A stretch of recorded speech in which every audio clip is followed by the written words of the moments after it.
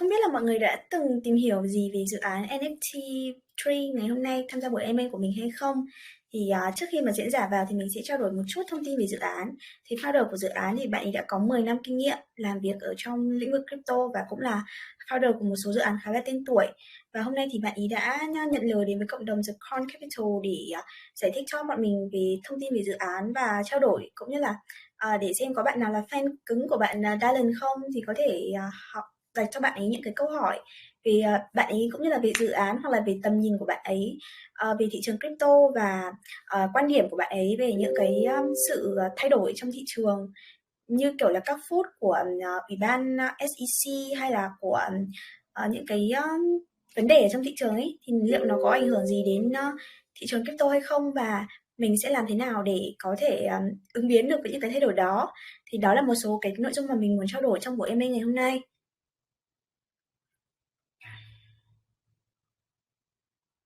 Hello, Dylan.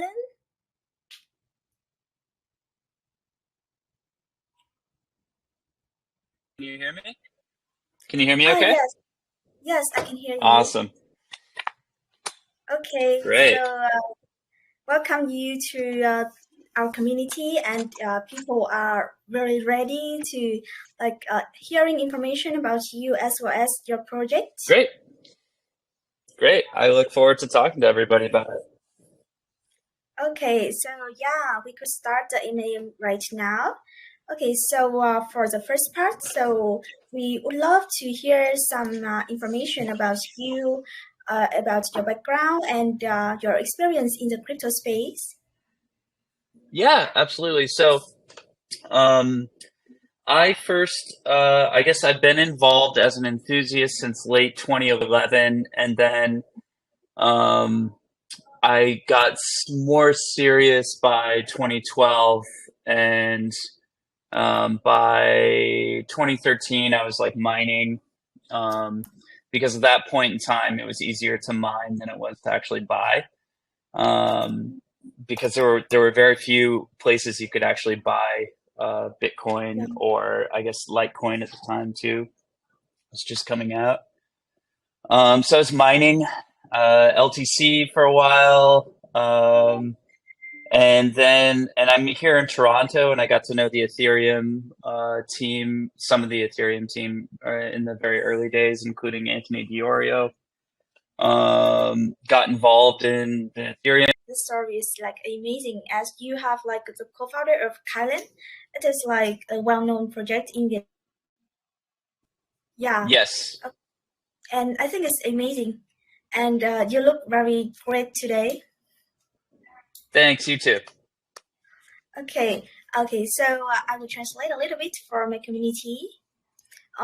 Đến năm 2017 thì bạn ấy bắt đầu co-founder dự án đầu tiên là Harbor và sau đó là đến dự án Kylin thì cũng là một dự án gặt hái được khá là nhiều thành công và sau đấy là đến dự án NFT3 là cái dự án bạn ấy đang làm việc hiện nay và okay, I think yeah, people have known about your story in like 10 years, and that shows that you have like a very deep knowledge regarding this field.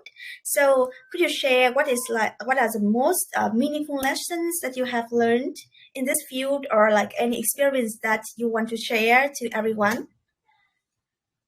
Yeah, so the most meaningful experience to me has been the sort of sociological experience of seeing the evolution of the world's understanding of blockchain technology, which is inclusive of cryptocurrencies, certainly, but seeing the evolution of the world's understanding of it and seeing it go from a thing that I would talk to, friends and family about in 2012, nobody knew what I was talking about.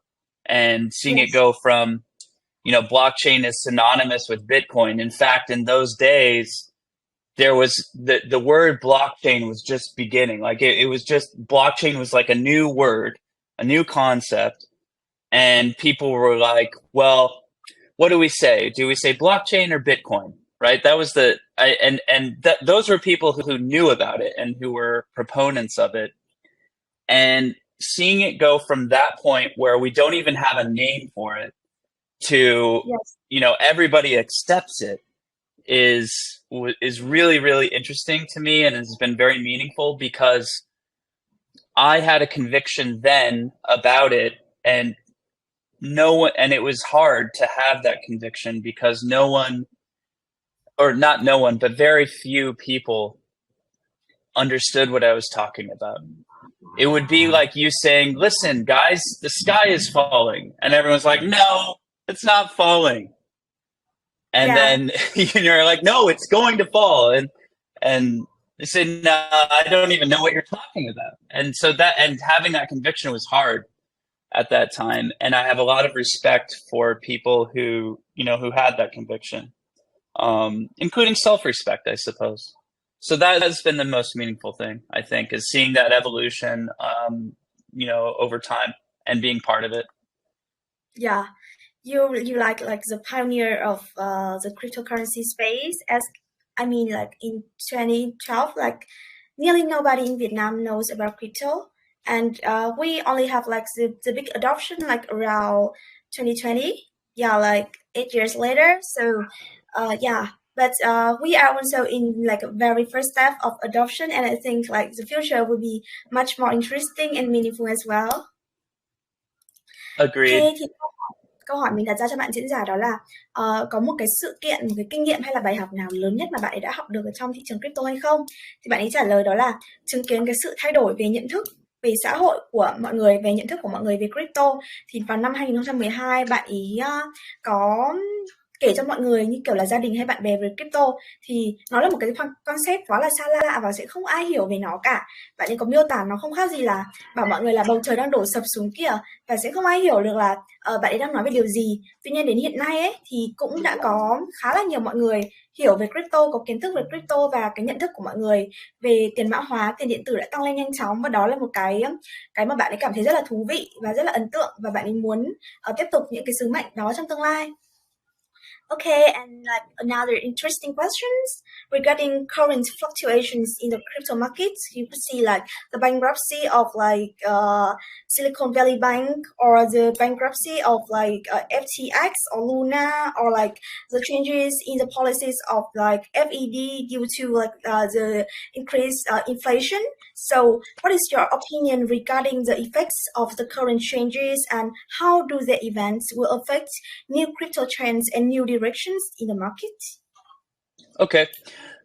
I have to say at the outset, this is not investment advice, but I will be happy to opine on my personal opinions on this. Yes. So, yeah, I think that at every turn, at every cycle where we see more people adopting crypto or adopting blockchain, we always see a lagging regulatory response, right? So you get a lot. What will happen is you get a lot of people excited about this new technologies, or these new technologies, and so you get VC investments, you get retail, you get the quote unquote normal people and masses coming into it.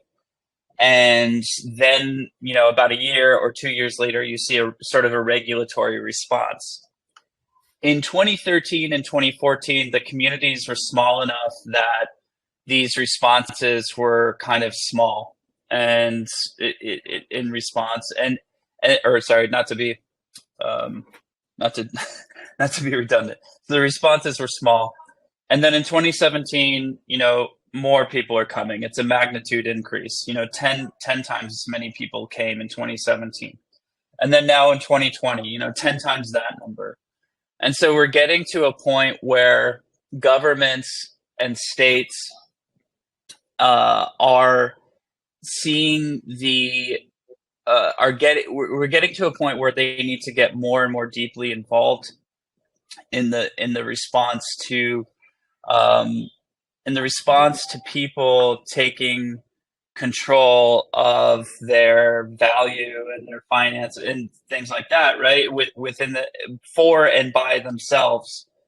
Stablecoins represent something very scary to states and governments, because especially if you have a state and government that is in control of the reserve currency or is in a dominant financial position. You can include states and governments like China, the United States, the Eurozone, right? They have a tenuous relationship with this, because what would be the first thing that you do if you form a government or a state, right? Like if you and me just go out to an island somewhere and we say we're going to form the Anne and Dylan land country, the first thing, one of the very first things that we're going to do is we're going to create a value system in a way that we can transmit value, or a currency, right? And so the Yes. idea that, like we have a stable coin like a USD or whatever, or sorry, USDT or USDC, is very scary to governments, right? Because that is now taking away that level of control, because you need taxes, right? You need to keep the things going. And you also need to have, if you're in a dominant position, you want to stay in that dominant position. So Yes. the idea that everyone is now transacting with a currency that has nothing to do with your issuance, I think is a very scary thing for governments. Yes. So, um, and part of the problem with these issues in crypto and in blockchain about, say like Sam Bankman-Fried, FTX, Terra Luna, 3AC, and now, some other things that are going on. Some of those problems are created by crypto people themselves and projects.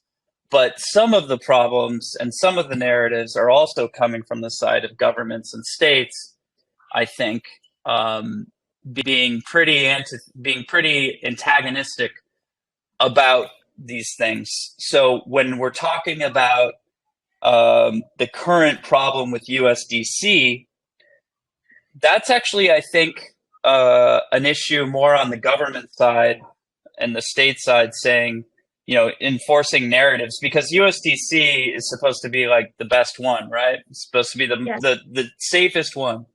And a lot of what's happening right now is at the level of narrative and the level of psychology. People saying, oh, there's something wrong with it. Well, is there? Or is that just something that people are saying? And so Yes. I think that we have to be very, very analytical and very analytical about these things, and to also have a lot of like, you can't. The great thing about math and cryptography is that you don't have to trust anyone. You don't have to trust the governments. You don't have to trust someone else. You don't have to trust a crazy crypto project. Like Yes. you can trust essentially the math, right? And I think that is the greatest strength of what a lot of people involved in this space are up to. So that's my answer to that. I think in the long term, if you can trust the math behind things and you really go deeply into it, and you're analytical about it, and you understand what how it works, then I think that allows you to have conviction and trust that goes beyond anything what people are talking about, right? Or you're worried about, or blah blah blah. And that's allowed a lot of OG guys in crypto, and girls, sorry, and any gender, to have that conviction and to hold during these times, right? And they end up, doing well. Yes. Yeah. Not investment advice. No, no, I don't think it's an investment advice, because you do not have like call any tokens, like say people to buy Bitcoin, sell Ethereum. No, I think it's not like investment advice, but it is like good opinion from like a person with many experience in the crypto space, like you, because you have witnessed like the fluctuations, so many changes, so many ups and downs. So I think this advice is really good, yeah, for newbies or even people with like less than 3 years of experience in the crypto space. Ok, Thank you. thì mình đưa ra câu hỏi cho bạn ấy là với những cái sự biến động hiện nay trong thị trường crypto, như là sự phá sản của các tập đoàn lớn, những cái tên lớn như là Terra, FTX, Luna, những cái thay đổi chính sách của Fed, hay là cái cảnh báo sắp gia tăng lãi suất, thì ý kiến của bạn ấy như thế nào về những cái sự biến đổi đó và nó sẽ ảnh hưởng như thế nào đến với lại những cái sự kiện tương lai hay là định hướng tương lai trong thị trường crypto. Thì bạn ấy có trả lời đó là đây không phải là lời khuyên tài chính và mỗi một cái kênh đầu tư ấy nó đều có một cái chu kỳ riêng, thì nó sẽ ảnh hưởng bởi các quy định của chính phủ và các chính phủ sẽ phản hồi lại những cái sự thay đổi, những cái sự biến động ở trong các thị trường. Ví dụ như là vào năm 2013 ấy, thị trường rất là bé, thì những cái phản ứng của chính phủ rất là nhỏ thôi và họ gần như là không quan tâm đến thị trường crypto. Tuy nhiên đến năm 2017 thì bắt đầu có số lượng người gia tăng thị trường gấp 10 lần lên và chính phủ bắt đầu có những cái quy định khắt khe hơn. Rồi đến năm 2022 là bây giờ thì cái số lượng người trong thị trường nó đã tăng gấp 10 lần của năm 2017. Vì thế nên là chính phủ sẽ ngày càng có nhiều cái sự can thiệp vào thị trường, tại vì là trong một nền kinh tế ấy, thì khi mà người ta bắt đầu đầu tư crypto nhiều hơn thì nó sẽ có rủi ro về trốn thuế và chính phủ thì sẽ cần phải can thiệp để giữ được cái sự quản lý của mình đối với lại thị trường nói chung. Và vì thế nên là những cái bạn ấy có nói là những cái vụ sụp đổ của các thị trường gần đây ấy, một phần nó đến từ việc các dự án kiểm soát không tốt, nhưng một phần nó cũng liên quan đến sự nhúng tay của các tổ chức tài chính và của chính phủ. Ví dụ như là về vụ USDC gần đây thì thật ra thì USDC là một cái đồng tiền gần như là an toàn nhất rồi. Tuy nhiên thì con người thì cũng có tâm lý là lo lắng và thị trường crypto nó không vận hành dựa trên niềm tin, nó vận hành dựa trên những cái quy định, những cái quy luật của toán học, nó vận hành dựa trên kinh nghiệm, nó vận hành dựa trên những cái lý thuyết mà mình cần phải có thời gian trải nghiệm thì mới hiểu được. Và vì thế nên là về tương lai ấy thì chủ yếu là mình vẫn phải có kiến thức thì mình mới xây dựng được niềm tin cho chính bản thân mình với thị trường, và có thêm những cái công cụ hỗ trợ hay là những cái bài học từ quá khứ thì mình có thể định hướng được những cái gì mình muốn làm, những cái đồng coin nào mình muốn hold hay là những cái sự kiện gì nó sẽ diễn ra trong thời gian tiếp theo. Okay, yeah, that's enough for the first part, like introduction about you and your opinion about the market as well. So yeah, do you have like 5 minutes left? I got us. I got us another 20 minutes. I just told my next meeting that I'll take 15 extra minutes on this. So yeah. Oh yeah, that's So we have fine. 20 minutes left. Okay, that's fine. Okay, so now is your time to like get to know about your project NFT3. So could you describe about your project and how does it work? And what is like some of unique selling points that you think it is like worth to understand and worth to like take deep dive into it? Happy to. Yeah. So NFT3, I should mention, is going to be, it's a little bit of an announcement because we're going to be rebranding NFT3 to isme.is. And I don't know if anyone has noticed, or if they've signed up for an account, isme.is has been sort of the product of NFT3. And we've decided and ISME was always the token symbol. We've decided for the rebrand because NFT3, although we wanted to utilize something called the NFT did method, which is a more experimental decentralized identifier method, we decided to use the more standard decentralized identifier method, which is called did method. And so NFT3 kind of became a little bit of a misnomer, or not a truly like correct branding, I think, for the project. We also just love the idea of ISME as just a brand and as a name. And so I'm just announcing that kind of like softly right now that we will be rebranding to isme.is. But in any case, so decentralized identifiers, which are also known as DIDs or DIDs, are as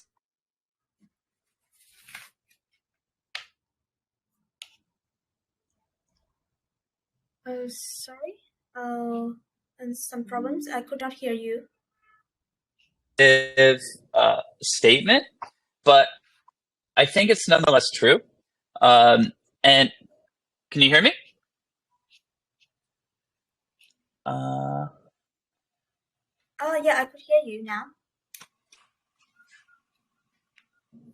Can you hear me now? Sorry, Yes. we just had some. Apparently, we just had some connection issues. Okay, so I think that it's as provocative. I think it's a provocative statement, but I think it's nevertheless true. So decentralized identifiers are a new type of identifier, essentially, for the internet, we'll call it. And they work in Web 2 or Web 3 contexts, meaning traditionally just like you log onto a site, or within a cryptographic context as well. So think about how the internet works today. The internet works today by you going onto a platform or site, and when you do this, you're issued an identifier, right? So this is a way, and this helps whatever platform you're on understand things about you, right? Like you need to have a unique identifier. It's like if you join a university, you're given a student number. Same idea. Or if you join a corporation, you're giving an employee number. And this allows same idea. So if any platform, you're given a unique identifier. And the problem with this model is that in each time you're given a unique identifier, you're essentially siloed to whatever platform or website or whatever thing that you're on, right? So that unique identifier organizes a bunch of information about you. And then the problem though is that you can't really, you're not in control of this identifier, right? And by extension, you're not in control of the data or the value that you're creating for whatever company or platform. So if we take the example of, say, Google, or actually even a better example might be Facebook. We'll use Facebook, even though it's kind of a dated example. So all of this data that you're creating on Facebook, right, is being used by Facebook on your behalf, but they're getting value out of it, right? So the idea with Web3, this whole vision and dream that, people talk about Web3, blah, blah, blah, blah, blah. Like, what is Web3? Web3 is nothing more than the ability for people to control and coordinate their own data on their own behalf, right? And hopefully, maybe, get some sort of value back in some way or leverage that data. Now, the really important thing about decentralized identifiers is that they allow a technical way for you to have an identifier that's issued to you, by you, it's sovereign to you, and it can be used as a way to, if you imagine when you go along the internet, you leave all these little breadcrumbs and all these little data trails. Eventually, those breadcrumbs are all going to lead back to your decentralized identifier. And that is the power and the beauty, if you will, of decentralized identifiers as a technical standard. And so that's decentralized identifiers. And you might want to translate all that before I start going more into stuff. Okay, yeah. It's interesting that you have like many examples and you try to like tell me a story to explain it like as much easy as possible for everybody to understand. So I will translate it now. Absolutely. Okay. Thì câu hỏi thứ bắt đầu của phần 2 đó chính là dự án NFT3 là gì và nó hoạt động như thế nào. Thì bạn ấy có giải thích đó là đầu tiên là NFT3 thì sắp có kế hoạch rebrand, đó là đổi tên thương hiệu. Tại vì là cái tên NFT thì nó cũng khá là mang tính biểu tượng của nền tảng phi tập trung ấy. Nhưng mà bên bạn ấy muốn có một cái branding nó toàn diện hơn và nó chỉ tập trung vào cái rộng hơn ấy, nên là bạn ấy sẽ đổi tên từ NFT3 sang .x trong tương lai. Sau đấy thì là giải thích về concept của cái việc nền tảng gọi là định danh điện tử. Thì trong thị trường internet, trong cái mà bằng internet ấy, thì mọi người đa phần là đều sẽ có rất là nhiều định danh khác nhau. Ví dụ như là mình đến một cái website, mình làm gì ở trong đó thì mình có một định danh ở trên website đó. Hay là việc mình đi làm, mình sẽ có một cái employee number, một cái định danh gọi là thẻ nhân viên. Hay là mình có một cái căn cước công dân ấy, thì nó đều là cái định danh. Và nó khá là khó để quản lý được những cái thông tin của mình. Ví dụ như là mình sử dụng Facebook thì nó cũng khá là khó để mình thực sự được sở hữu cái thông tin của mình và được gọi là được trả tiền cho nó. Mình cũng không thể biết được là Facebook sẽ làm gì với data của mình.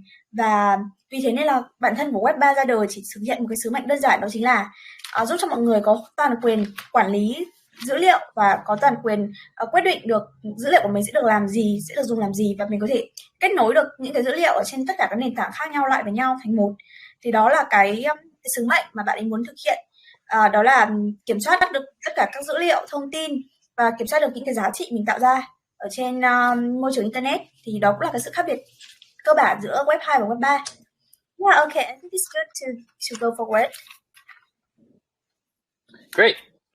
So we'll continue just on the explanation. So ISME.is, which was NFT3, is an attempt to get people, as many people as possible, signing up for an account, which allows them to create a decentralized identifier for themselves. Now, you might ask yourself, well, why does anyone care to do this? Right now, the answer is there's not a ton of reasons for people to set up a decentralized identifier, but we're all imagining a future where we're going to have a fair amount of leverage, right? A fair amount of data, fair amount of things that are resolving or mapping back to your decentralized identifier. In totally the same way that, well, what was the point of me creating making a crypto wallet in 2012 or 2013? Now, yes, you can argue that the point was speculative. I'm hoping that these assets that I have, I'm making a crypto wallet because I'm hoping that these assets I have are going to explode in value, right? Now, we can think along some similar lines when it comes to creating a decentralized identifier. It's not quite the same, but it is similar. We're hoping that we're able to leverage, right, our data and our information in some imagined future. And so if you have a decentralized identifier, if you create an ISME account, right, you're going to have already the door open to that possibility. Now, some of the actual value and utilities that we can discuss right now in the present are interesting. I think that could happen in the next year to 2 years, which is, and they're more restricted to the niche of, like crypto people, right? Which is, can we, for example, try to create maybe or leverage a reputational or credit score, right? That could be used as a way to get, maybe better trading fees on a DeFi platform or DeFi protocol. Or could they be used to get inclusion into a DAO that you really want to get into? Or maybe, since we can map multiple EVM-based wallet addresses to a single decentralized identifier, maybe, it's important for us to have a much fuller picture of what you have, right? That's not just restricted. I mean, we can go beyond EVM too. So it's not just restricted to, I know the on-chain assets of, an L1, but you need to know across people are part of all these different ecosystems, right? And so that's important to know. And then the last, and I think most important thing about decentralized identifiers on a macro level and creating, say, an ISME account is with the ascendance of artificial intelligence, chat GPT-3 and now 4, right? It's getting more increasingly harder for us to distinguish between what a bot can do and a human can do. And so realness, that there's a real person or entity behind any action happening on the internet, anything that you're doing, right? That's actually extremely important to capture and to know. And the fact that you can start mapping all of these different things to a decentralized identifier begins the story of being able to have a much, much better sense of realness, which itself is becoming more and more important as these AI tools are getting better and better. So it's a way for us to organize. It's actually like, that's why I think it's so important, right? That's why I think it's as important as blockchain itself, because if we don't have a way to understand realness on the internet, it's going to be a total mess, right? We're not going to know what, like all the problems in the advertising business model of the internet, which is the main business model of the internet besides commerce. all those problems that we have today with like SSP and DSP and bots and like the tax on bots and all of that shit is going to get even worse, right? And if we don't have a way to measure realness, we're going to have some big problems, big problems. And that's why I think it's important for us to start thinking about these things now, and for us to try to get as many people signed up for ISME accounts now as possible. Yeah, okay. So I could see that your project will be like very long term, and like you will have like a really big vision from it, everything, yeah, like into one, and like make like many use case for the decentralized identity in the future. Okay. Yes. And I mean, we've got some great traction. You know, we're adding about 10,000 accounts a day. You know, some of those we suffer probably from some bot stuff too, but I think the number is still significant. Yeah, I think we're over 400,000 users. We want to get to 1 million accounts, and just keep going from there. Yeah, that's really amazing. Like 10,000 people per day is really like a big number for the crypto space. Yeah, congratulations from protection to now. Thanks. Okay. Yeah, and like just to be totally straightforward, honest, and real, the way we had to incentivize that growth means that we probably do have some bots to, you know, in that mix. But nevertheless, I think it's still a significant number, even if we do have, you know, bots as part of that. The great way that we can start weeding any of that out, though, is we have these social linkages. So if you actually look, if you look on isme.is, you'll see that of the user accounts that are signed up, there's a portion that have done social linkages with Twitter, and then that verification provides. So as we go on in this journey, we keep getting a better and better, more valid and more robust number. And that number, I think, sits at around half of the user accounts. So maybe that should be something that I focus on. But I do like the number of 400K better than 200K. So that's why I talk about 400K user accounts. Both are amazing, but 4 is maybe your lucky number more than 2. Yeah, maybe. Maybe. Ok, thì câu hỏi đầu tiên đó là dự án NFT3 làm gì và một số unique selling points. Thì tiếp theo cái phần translate của mình vừa rồi ấy, thì dự án NFT3 thì hay là dự án S-Dot thì bạn ấy sắp đổi tên, thì sứ mệnh chính nó chính là tạo nên một cái định danh điện tử cho mọi người.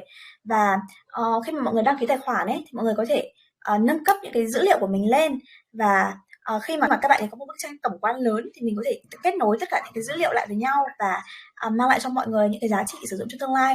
Ví dụ như là khi mà mọi người có một cái định danh điện tử trên NFT3, nó sẽ tăng cái điểm tín dụng, uy tín tín dụng của mọi người, hoặc là sẽ làm cho mọi người có nhiều quyền hạn hơn khi tham gia vào các dự án DAO, các dự án governance, hoặc là có thể có thêm cái danh tiếng hoặc là uy tín khi tham gia vào các nền tảng DeFi hay là các thuật toán DeFi.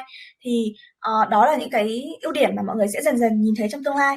Và một cái nữa đó là hiện nay thì có cái công nghệ AI nó đang ngày càng phát triển, thì những cái đơn giản như là ChatGPT hay là Midjourney thì rất là khó để phân biệt được những hành động nào thực sự do con người làm và những hành động nào do máy tính làm sao để mình track được những cái dữ liệu thực sự của người dùng.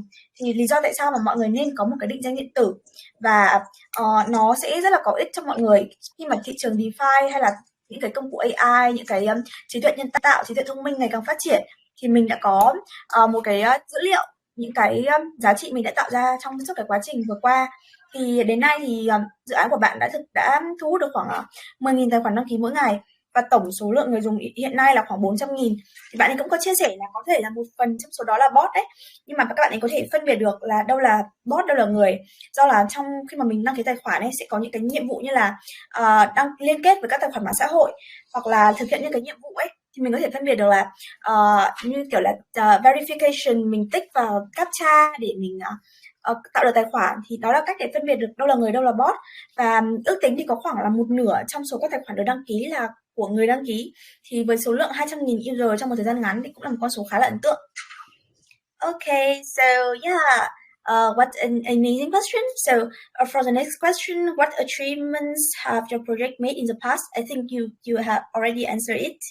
And what is your most exciting news right now? Yeah. And this, by the way, will need to be the last question because I have to jump off. Okay.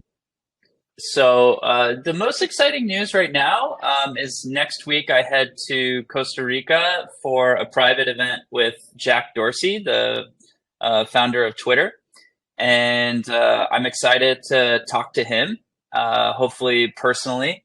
And I'd really like him to see where his thinking is at when it comes to see if he's thinking about decentralized identifiers, to see what he thinks about the future of social when it comes to more decentralized social architecture. And yeah, that's the thing I'm most excited about right now, to try to get heads up with him and to speak with him, and then to keep growing isme.is and NFT3.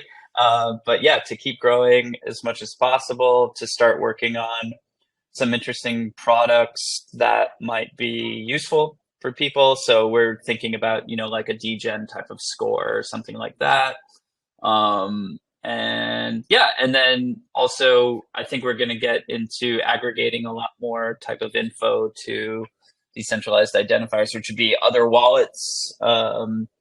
We are working sort of on a thing with Lens protocol. So in the same way that we have a linkage with Twitter, we want to have a linkage with Lens protocol profiles.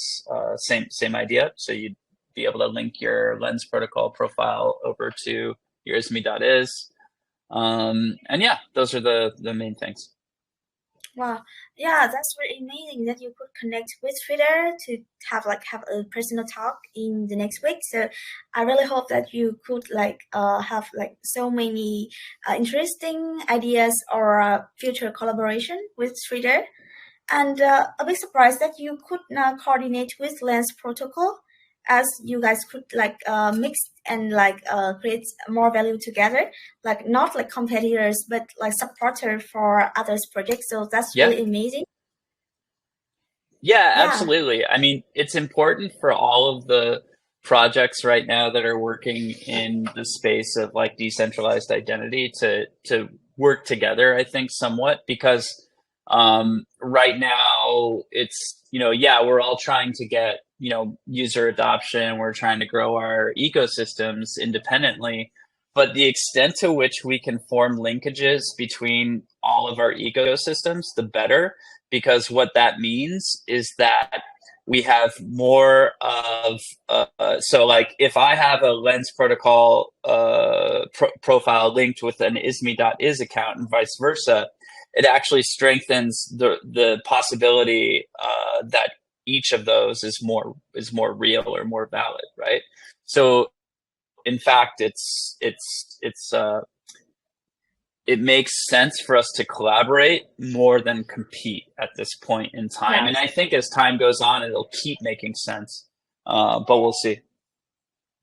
Yeah, it's amazing. Yeah, I also see it is the crypto space will mix into one, and it will very beneficial for all crypto users. Okay, so I think you only have 3 minutes left for the meeting, so maybe you could leave first, and I will translate for the community later. So really thankful for joining today and giving us so many interesting insights and a very interesting. Your visual is very it looks really good. Okay, so have Thanks. a nice day. Likewise. I appreciated the opportunity to talk. Thank you very much. Okay, goodbye. Okay, Hope we could bye-bye. have some collaboration in the future. Bye bye. I hope so too. Bye bye. Okay. Thì bạn ấy có một buổi meeting lúc 10:20 nên là bạn ấy đã phải rời cái email này. Thế nên là câu hỏi cuối cùng mà mình có được từ bạn Dylan sẽ là một số thành tựu mà bạn ấy đã đạt được trong thời gian vừa qua, và đâu là những cái tin tức thú vị nhất của hiện tại. thì bạn ấy có chia sẻ là tuần tới thì sẽ có một buổi họp riêng với lại giám đốc của trader để bàn về tương lai của định danh trên phi tập trung, và liệu thì có thể kết nối với trader để lấy được nhiều cái dữ liệu và nhiều cái giá trị hơn cho người dùng trong thế giới web 3 hay không. Và có một cái tin vui nữa, đó là bạn ấy sẽ hợp tác với lại Lens Protocol. Thì Lens Protocol cũng là một cái nền tảng về định danh điện tử giống như là .x. Tuy nhiên là thay vì các bạn ý quyết định là cạnh tranh với nhau thì các bạn ý muốn hợp tác để cái dữ liệu của người dùng sẽ được lan truyền, sẽ được kết nối giữa hai nền tảng hoặc là giữa tất cả các nền tảng trong thế giới định danh điện tử, và có thể có người dùng thì sẽ nhận được nhiều lợi ích hơn và có thể mở rộng cái hệ sinh thái của từng nền tảng và mang lại một cái trải nghiệm toàn diện cho tất cả người dùng ở trong thị trường crypto, trong lĩnh vực định danh điện tử. Thì đó chính là cái sứ mệnh mà bên dự án muốn làm và đang làm, và đó là một trong những cái tin tức mà bạn ấy cảm thấy là thú vị nhất. Bên cạnh đấy thì dự án vẫn sẽ tiếp tục phát triển càng nhiều càng tốt để mang lại nhiều giá trị hơn nữa và cho mọi người thấy những cái traction, những cái tín hiệu tốt trong tương lai. Thì đấy là cái câu hỏi cuối cùng của buổi em vừa rồi. Thì cũng cảm ơn tất cả mọi người đã lắng nghe mình đến giờ này, và chúc mọi người có một buổi tối vui vẻ, và những cái thông tin vừa rồi thì hy vọng là đã giúp ích được cho cộng đồng để có thêm niềm tin về dự án, nhưng mà mình không khuyến khích OI nhá. Đây không phải lời khuyên đầu tư. Cảm ơn mọi người đã lắng nghe. Tạm biệt mọi người và chúc mọi người có một tuần thật là vui vẻ, thật nhiều năng lượng và thật nhiều niềm vui. Bye bye.